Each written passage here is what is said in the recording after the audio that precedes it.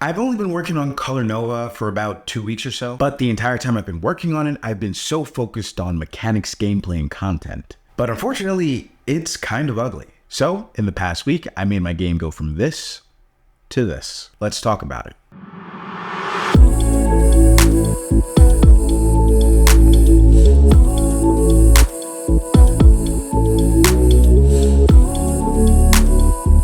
If you didn't already know, my name is Tez Fraser. I'm a game dev and content creator, and I'm currently working on Colornova, an asteroid-esque color matching space shooter that I'd absolutely appreciate if you wishlisted on Steam. You can find links in the description and the comments as well. A wishlist is the best way to know when it goes on sale, when it's eventually released, or even when the demo comes out. This is the third video in the series, so if you haven't caught the first two devlogs, pause this video, go check them out, and then meet me back here. Speaking of wishlists, in the sake of transparency, in every devlog leading up to the release of the game, I will be releasing the current wishlist count. So, at the time of recording this video, we are at 45 wishlists, which is definitely better than the turnover from last week, but I'm still not getting that a few a day that I was originally looking for.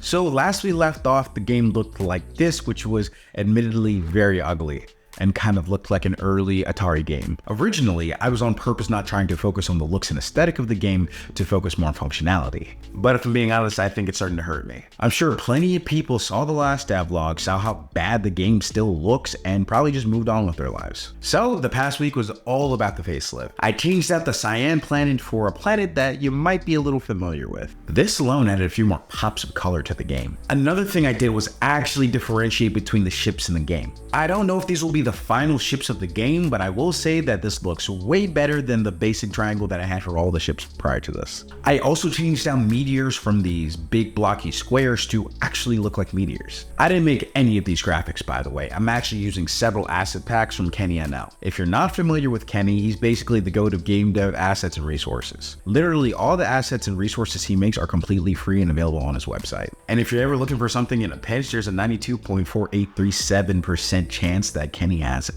Another part of making the game look good was making it feel good. So I made some improvements there as well. The ship selection screen felt very stiff, so I added this bobbing idle animation to each of the ships, and it also rotates through the colors. I also removed handling from the stats. Now, before you freak out, handling didn't actually do anything. It was never a real stat. It's an idea I was playing around with and I completely forgot it was there. I was actually watching Devlog 2 when I noticed, and it was actually just a duplicate of speed, so. Your Honor, my client pleads whoopsie daisy. I also added a small, subtle version of the star field from the main game to this screen for the sake of ambiance. And it does a little scale jump as you flip through the ships just to kind of indicate that this is something new. Another cool but subtle update I made is the ships will bob and sway differently depending on the stats of the ship. And all of this gives a great sense of the weight and speed of the ship. After I did all that, I started to develop a transition system that I'm absolutely obsessed with. It's just this opening and closing animation. I just think it looks super cool and I love watching it work. It was also designed in a way that's super clever in that input is ignored as it's transitioning,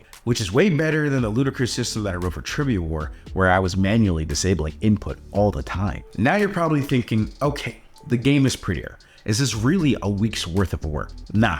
I'm obsessive. Of course I did 10 trillion things. I changed the way the cryoblast works, with meteors actively on screen, stopping and freezing immediately, and the ones coming on screen coming to a crawl, almost like they're becoming frozen as they slow down. I modified laser bullets so they look like they glow a little bit when you're shooting them. I had to do custom hitboxes for all the ships because the old method just didn't work anymore. I also swapped all the hitboxes of the meteors from squares to circles because it just worked better in the game. Oh, and then, I created 5 different meteors that changed the gameplay drastically. Sorry, I kind of buried the lead there, huh? We have the basic meteor that we've already seen before. Next up, we have the splitter, which is basically a cracked meteor. Once they're destroyed, they split into 2 smaller basic meteors. Then we have exploders, which, they explode. The explosion doesn't actually cause real damage, but it sends whatever is around flying. It has this cool little ripple effect when it explodes, and this cool pulsating effect as it flies through the air. We have black hole meteors, which is honestly probably one of my favorite mechanics. It sucks to nearby meteors and even players if you get too close. But my favorite part is that they can put nearby meteors on a different trajectory, which can be really useful in a bind. Speaking of sending meteors off its trajectory, While testing out the game, I saw a meteor get shot into the heavens, and it had me think, did I set the cleanup code to only check if meteors go below the screen? Did I check to see if it goes above the screen, to the left and to the right? Well, it turns out that I had no cleanup logic at all. So now I have logic that checks if the meteors are too far beyond the borders of the screen. The final meteor I created, I'm calling the Chaos Meteor. They change color as they're flying through space, so you actually have to rhythmically time your shots to make sure that you're hitting it with the right color bullet at the right time. Which is super hard and stress inducing, by the way, which is exactly the emotions that I was going for when I was creating it. I also added these little proximity warnings to the meteors as they're getting close to the planet. I picked up this idea from this old mobile game I like to play called Alone. So with all of that combined, at the height of the game, it looks something like this. And it's fun as hell, which is so dope because the gameplay is completely unbalanced right now. It's basically just a race to the bottom. There are no pickups, there's no buffs, there's no nerfs. The game is fun, and you basically have no hope of redemption right now. I'm absolutely cooking right now. Oh, and I also found another nasty little bug while playtesting. I had a sneaking suspicion that I was doing something dumb when I was loading the main game from the ship selection screen. I created the main game first and then went back to create the ship selection screen, so I didn't really think through the loading logic. But I just couldn't place what was wrong.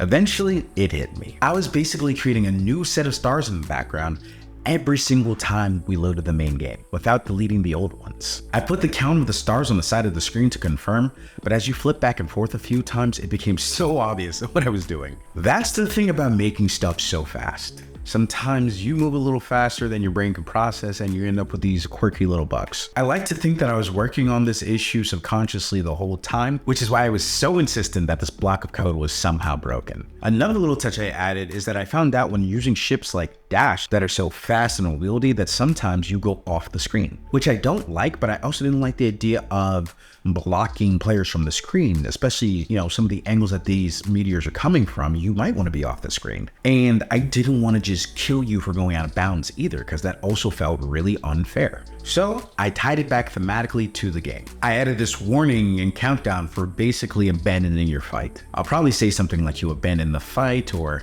you're a deserter, something along that sort to tie into the game. I also added a little direction arrow so that you know what direction to go back to. You can only really go so far before the warning, so 3 to 4 seconds felt appropriate and plenty of time to get back to the battlefield. Now, let's talk about what's next. I need a trailer on the Steam page ASAP. It's vital for not only gaining more wishlists, but also for entering Steam Next Fest, which I absolutely plan to do.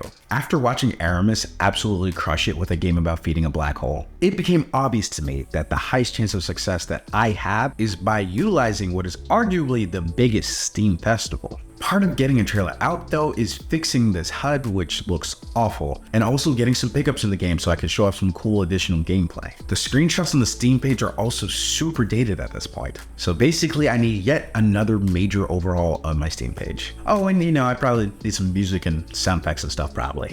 This doesn't have to be the final trailer, but I do need it to show potential. So that's what the next week will hopefully entail. But you never know where the keyboard will take you.